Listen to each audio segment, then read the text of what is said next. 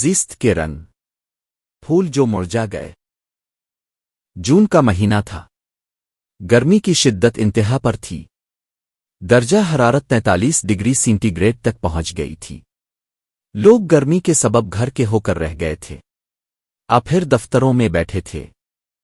اس سخت گرمی میں بھلا گھر سے دفتروں سے کون باہر جا سکتا ہے؟ وہ بھی دوپہر کے وقت۔ اخبارات میں گرمی سے متعلق خبریں چھپ رہی تھی کہ چند دنوں تک مزید گرمی کی یہ لہر رہے گی۔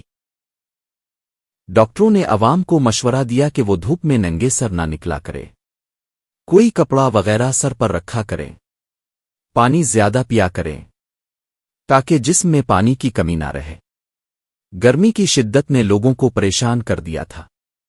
ہر شخص اپنے طور پر گرمی کی شدت سے بچنے کی کوشش میں مصروف نظر آ رہا تھا۔ ایسے گرم موسم میں پرندے بھی اپنے گھونسلوں سے بہت کم نکلتے ہیں، لیکن ایک 13 سال کا لڑکا کچرے کے ایک ڈھیر میں دوپہر کے 2 بجے اپنی روزی تلاش کر رہا تھا۔ اس کے جسم پر بہت ہی گندا لباس تھا۔ کسی کے پھینکے ہوئے پرانے جوتے پہنے ہوئے تھے جس کا اگلا حصہ پھٹا ہوا تھا، اور اس کے پیروں کی انگلیاں نظر آ رہی تھی۔ وہ موسم کی شدت سے بے خبر اپنے کام میں مصروف تھا۔ اس کی سنہرے بال گرد آلود تھے۔ اس کی نیلی نیلی آنکھیں گرمی کی تپش سے سرخ ہو رہی تھی۔ میں اس شدت کی گرمی میں اس کے قریب جانے کی ہمت کرتا ہوں اور اس سے پوچھتا ہوں، تمہیں اس سخت گرم موسم میں یہ کام کرتے ہوئے پریشانی نہیں ہوتی؟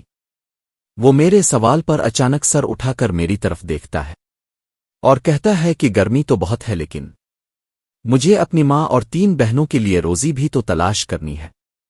اگر میں دوپہر میں کام نہ کروں تو پھر ہم 5 افراد کے لیے گزارا کرنا مشکل ہو جاتا ہے۔ میں اس سے دوسرا سوال کر بیٹھتا ہوں کہ تمہارا باپ تم سے اس چھوٹی عمر میں اتنا سخت کام کیوں لیتا ہے؟ وہ جواب میں کہتا ہے کہ میرے باپ کا انتقال ہو گیا ہے اور میں پچھلے 2 سال سے یہی کام کر رہا ہوں۔ میں اس سے پوچھتا ہوں، تم ابھی بہت چھوٹے ہو اور اس شہر میں تو آئے دن کوئی نہ کوئی ہنگامہ رہتا ہے۔ تمہیں اکیلے اس عمر میں شہر بھر میں وقت بے وقت گھومتے پھرتے ڈر نہیں لگتا؟ وہ جواب میں کہتا، ہماری تو یہاں کسی سے دشمنی نہیں ہے، لیکن کبھی کبھار موبائل والے آ جاتے ہیں اور ہم جیسے لوگوں کی جیب سے پیسے نکال لیتے ہیں۔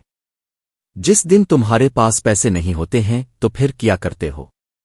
وہ جواب میں کہتا ہے کہ شہر میں کچھ خیراتی ہوٹل ہیں جہاں پر غریبوں کو مفت کھانا دیا جاتا ہے، وہاں سے کھا لیتے ہیں یا پھر اس دن فاقہ کرتے ہیں۔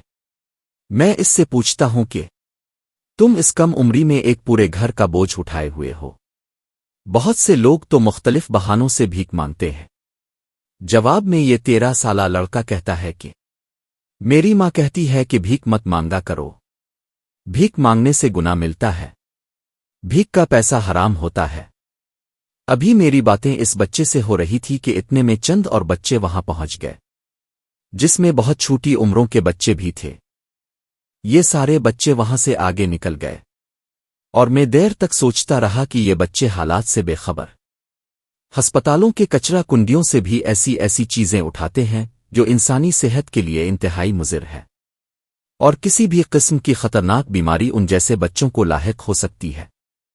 اگر ان بچوں کو صاف ستھرے کپڑے پہنا کر اچھے گھرانوں کے بچوں کے ساتھ کھڑا کیا جائے تو شاید پہچاننا مشکل ہو جائے، کیونکہ خوبصورتی میں یہ ان سے کسی قدر کم نہیں ہے، لیکن قسمت کے معاملے میں یہ ان سے بہت پیچھے رہ گئے ہیں۔ وقت کے ظالم ہاتھوں نے ان بھول جیسے بچوں کو وقت سے پہلے مسل دیا ہے۔ یہ پھول مسکرانا بھول گئے ہیں، یہ پھول بے نہ کھلے مرجھا گئے ہیں۔ Thanks for watching.